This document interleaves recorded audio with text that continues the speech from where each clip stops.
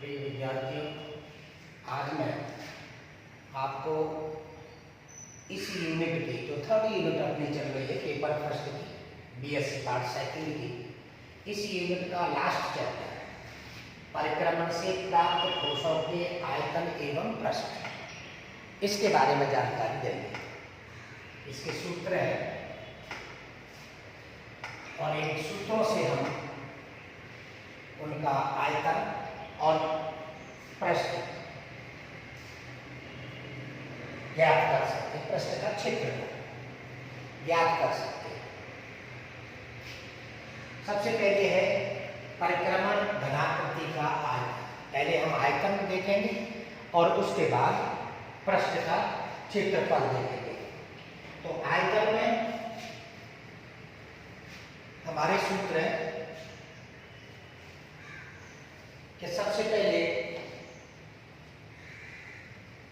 कार्तीय वक्र के लिए, तो हम जानते हैं कार्तीय वक्र ध्रुवीय समीकरण दिया गया उस वक्र का,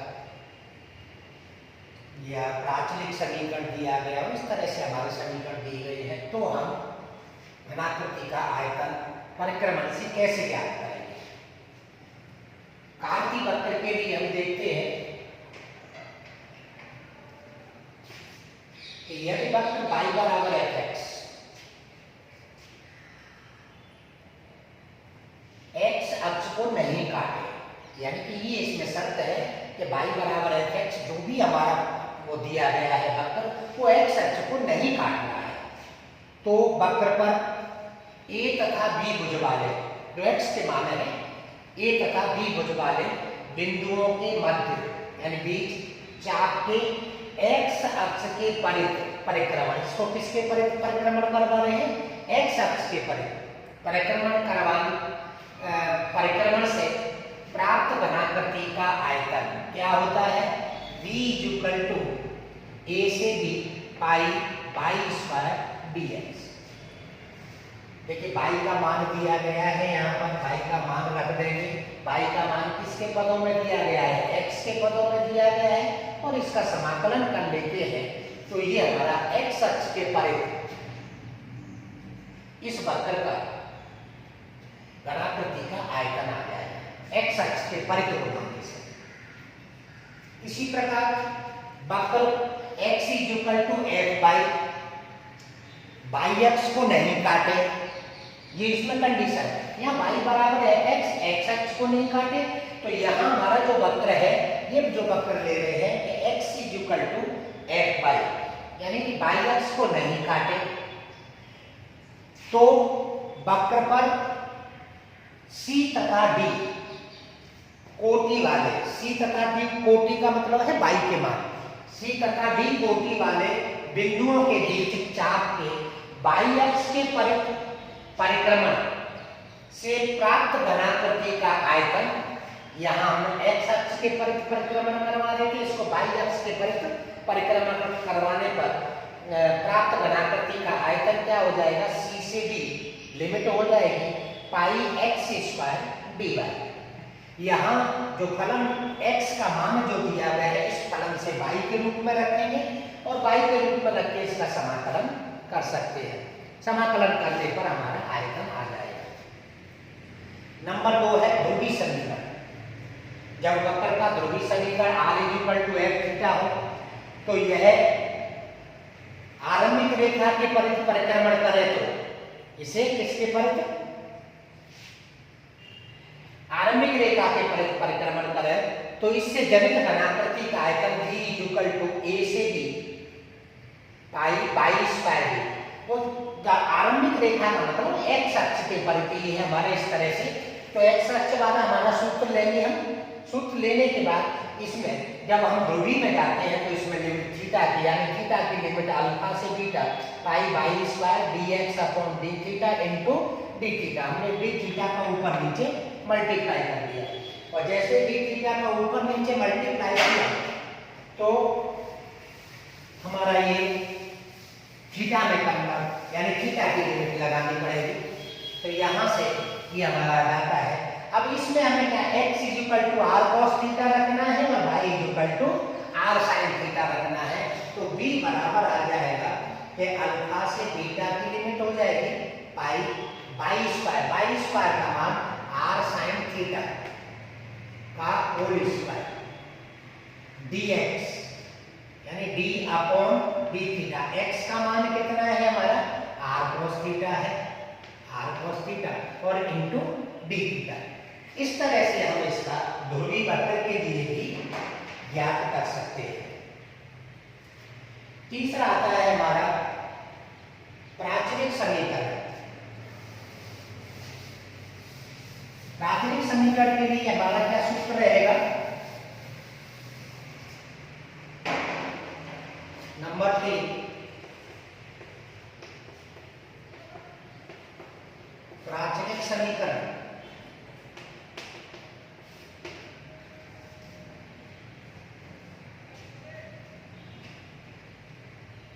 जब वक्र के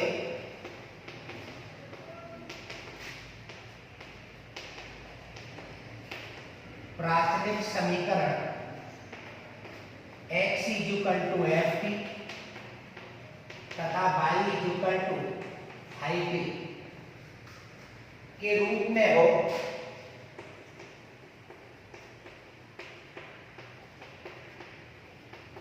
तो इस वक्र x अक्ष यानी ये वक्र और x अक्ष दोनों ही तथा x इक्वल टू a से x इक्वल टू b तक परिवर्त यहां से जो भुज दिया गया है a से b दिया गया है क्षेत्र का x अक्ष के परिध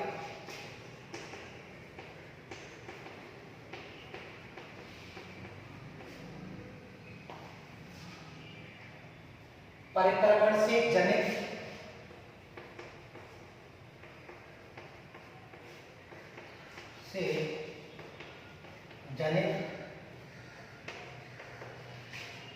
घनाकृति का आयतन, ये हमारा प्राचलिक वक्र के लिए क्या होता है कि v इक्वल टू a से b वही pi by square into dx। यहां पर हमारा बाई स्क्वायर यहां हम m से लेके n ले लेंगे पाई बाई स्क्वायर का मान, क्योंकि बाई का मान जो होता है बाई स्क्वायर और t की लिमिट होगी तो बाई स्क्वायर और dx upon dt into dt। इस तरह से इस फॉर्मूले में जहां m तथा n x इक्वल टू लिख सकते हैं, जहां m तथा n x equal to a से x equal to b, x equal to a से x इक्वल टू b के संगत t के मान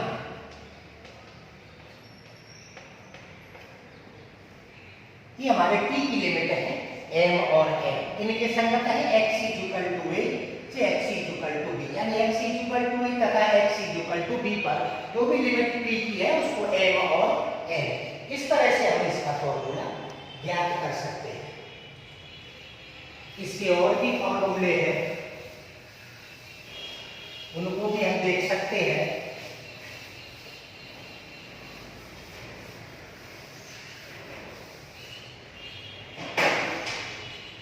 नेक्स्ट है किसी रेखा के परिक्रमण से जनित आयतन। नंबर 4 लिखें इसे, किसी रेखा के परिक्रमण से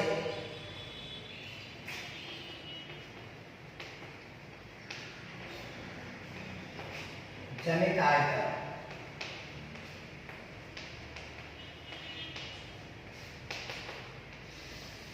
यानी किसी वक्र को, अभी तक हम एक्स अक्ष वाई अक्ष इनके परिक्रमण करवा रहे थे, लेकिन किसी रेखा के परिक्रमण करवाते हैं तो हमारा फॉर्मूला क्या रहेगा। अब इसमें हम मान लेंगे कि माना वक्र ए बी, जो वक्र है ए बी है, किसी रेखा ओ आर एस, वक्र तो है हमारा ए बी और रेखा है ओ आर एस। यहां से ये हमने वक्र लिया है और ये रेखा ली है। तो माना वक्र ए बी किसी रेखा ओ आर एस के परिक्रमण करती है, जहां ओ परिक्रमण अक्ष पर कोई स्थिर बिंदु है। वक्र ए बी पर किसी बिंदु P के परिक्रमण अक्ष ओ आर एस पर लंब PM हो, तो वक्र ए बी द्वारा रेखा ओ आर के परिक्रमण से जनित ठोस का आयतन B बराबर होगा ये हमारा पाई, और यहां से लिमिट होगी ओ आर से ओ एस की लिमिट होगी, और पाई ये पी एन जो हमने लंब डाला है पी एन स्क्वायर, और डी इंटू ओ एन। इस तरह से हमें किसी रेखा के परिक्रमण से जो जनित आयतन है वो ज्ञात करते हैं। वक्र हमारा ए बी है और रेखा ओ आर एस के हमने इसको घुमाया है, यानी परिक्रमण करवाया है। इसी तरह से नंबर 5 हम देख सकते हैं।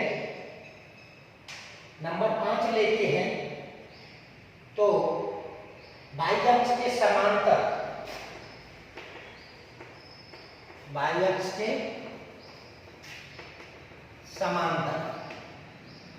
अक्ष के समांतर अन्य किसी रेखा के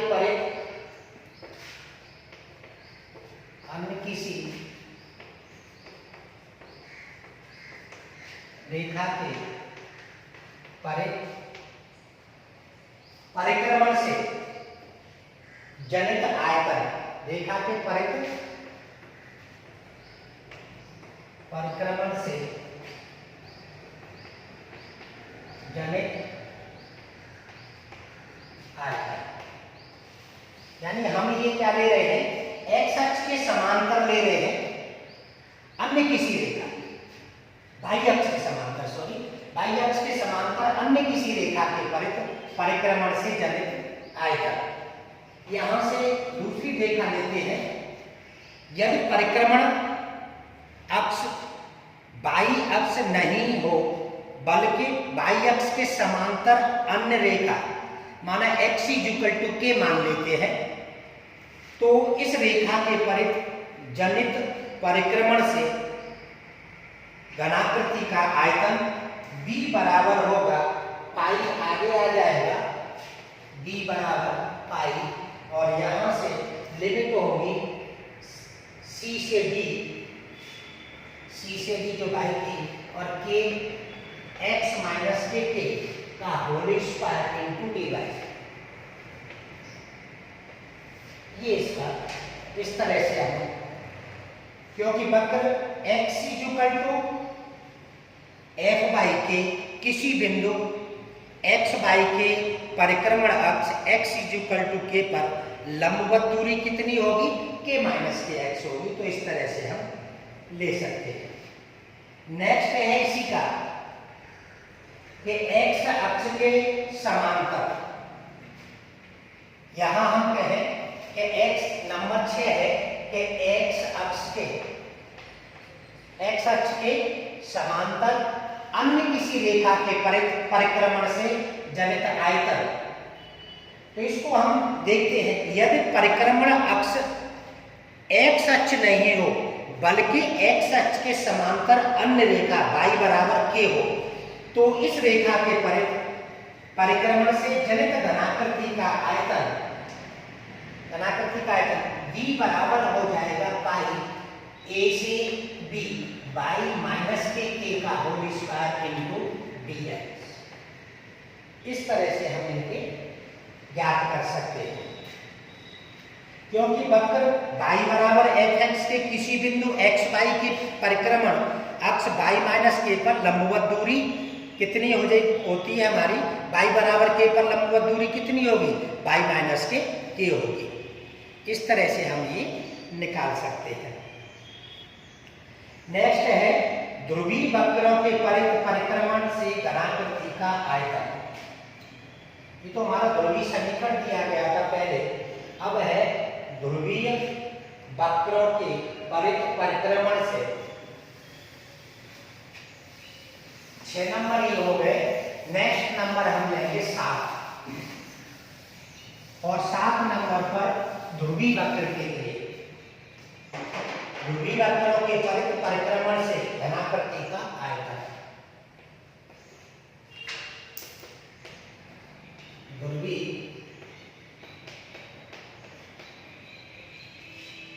वक्रों के परिक्रमण से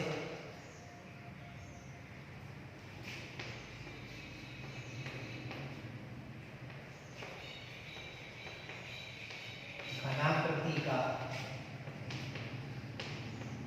आयतन, यानी जनित घनाकृति का आयतन, जो भी हमारी घनाकृति बनेगी उसका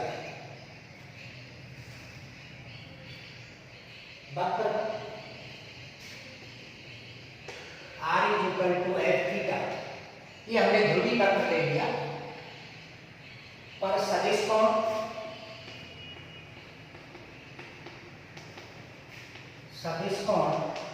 अल्फा बराबर थीटा = अल्फा से और थीटा = बीटा, यानी कि हमने अल्फा से परिवर्त क्षेत्र का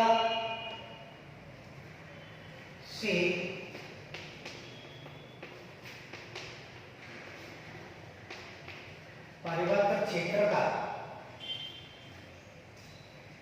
आरंभिक रेखा के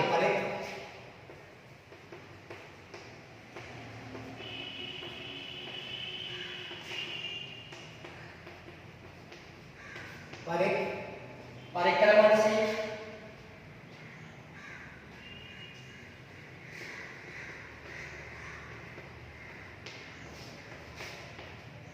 जनित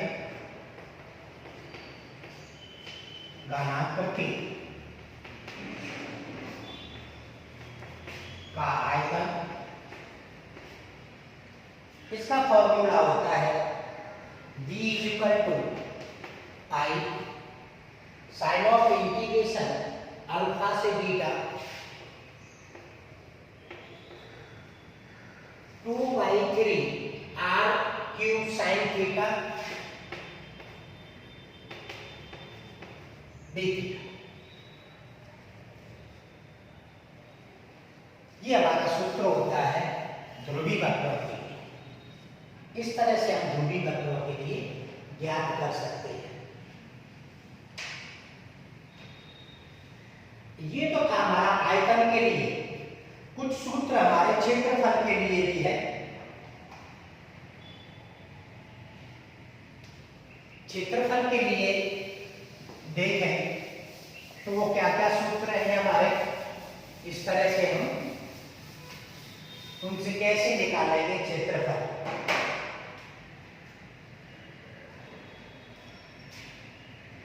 वक्र ये है हमारा कार्तीय वक्र के लिए है,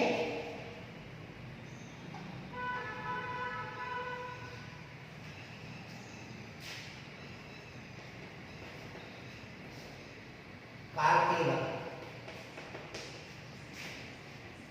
जब वक्र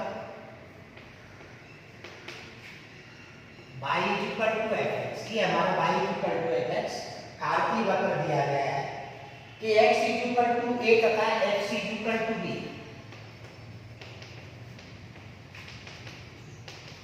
ये हमारा इसका भुज दिया गया है x इक्वल टू ए से x इक्वल टू बी के मध्य चाप के मध्य चाप के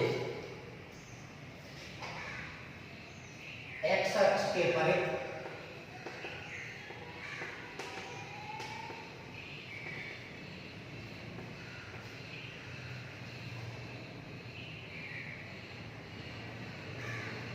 परिक्रमण से जनित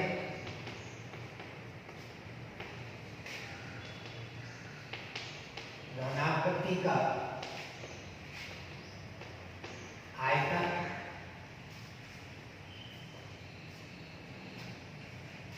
जनित घनाकृति का आयतन है पृष्ठीय क्षेत्रफल। ये जो हमारी जनित घनाकृति है, जनित पृष्ठीय क्षेत्रफल, तो जनित यहाँ घनाकृति की जनित पृष्ठीय क्षेत्रफल आएगा, क्योंकि क्षेत्रफल निकाल रहे हैं, आयतन नहीं निकाल रहे हैं।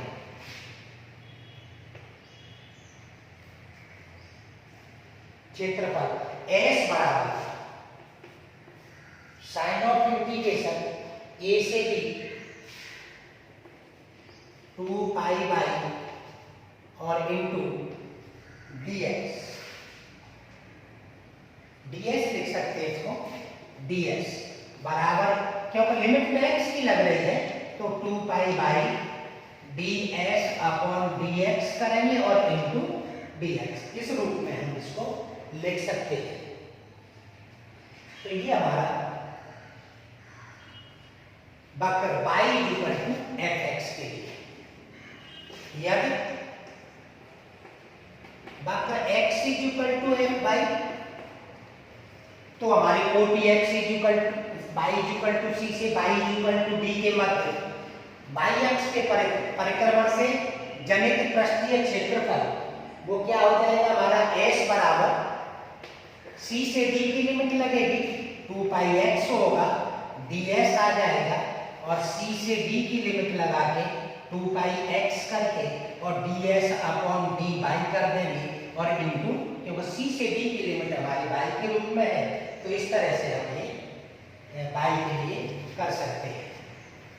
तो ये कार्तीय वक्र के लिए हो गया x इक्वल टू fy हो या y इक्वल टू fx हो, दोनों के लिए हमारा ये सूत्र होगा। अब ध्रुवीय रूप में हो तो ध्रुवीय रूप में हम उसी तरह से इसको कर सकते हैं। ध्रुवीय रूप में x इक्वल टू हम r cos थीटा रखेंगे और y equal to r sin theta रखेंगे और जो वो रूप दिया गया है इसको चेंज करेंगे। तो ध्रुवीय रूप यहाँ पर नंबर 2 लेते हैं, ध्रुवीय रूप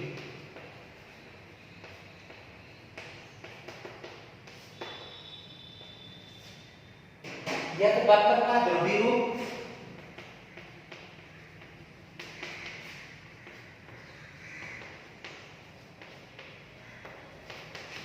r equal to f theta, वक्र का ध्रुवीय रूप r equal to f theta हो तो वक्र के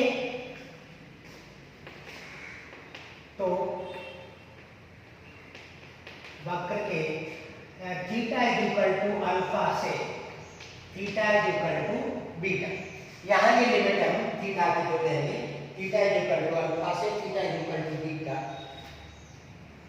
के मध्य चाप, जो कि इसके मध्य चाप है कि आरंभिक रेखा के परित,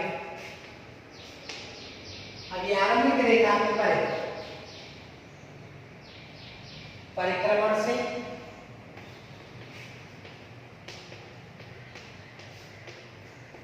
जनित पृष्ठीय क्षेत्रफल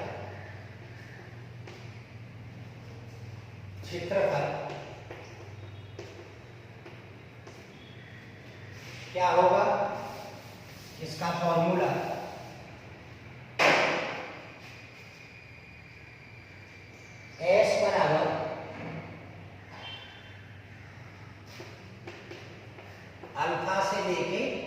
थीटा की limit 2 pi R sine theta, 2 pi R sine theta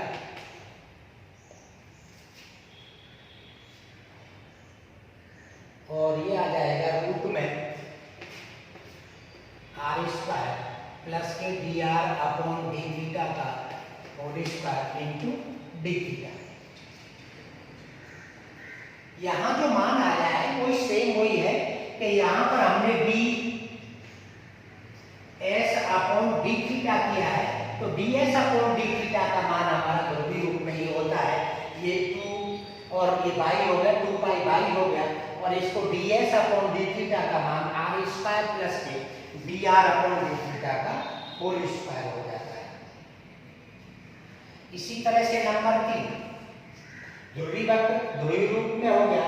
अब लेके हम प्राचलिक रूप,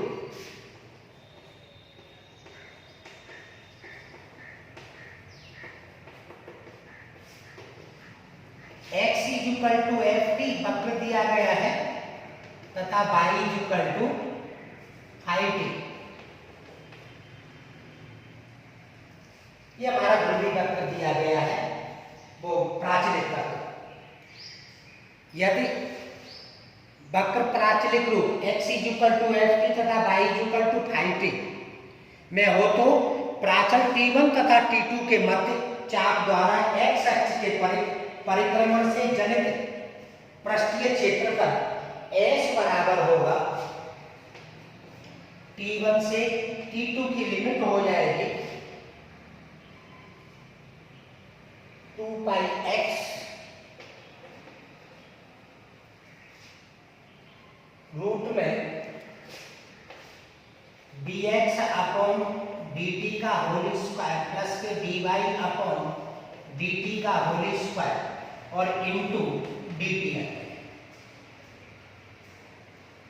x का मान भी हम यहाँ पर रख सकते हैं और इनके मान भी dx अपॉन dt का मान और dy अपॉन dt का मान और x का मान यहाँ रख के जब लिमिट लगा देंगे t की तो ये हमारा फॉर्मूला आ जाएगा। इस तरह से हम इसके जितने भी फॉर्मूले हैं वो ज्ञात कर सकते हैं और इनकी सहायता से हम एग्जाम्पल वगैरह क्वेश्चन कर सकते हैं। धन्यवाद।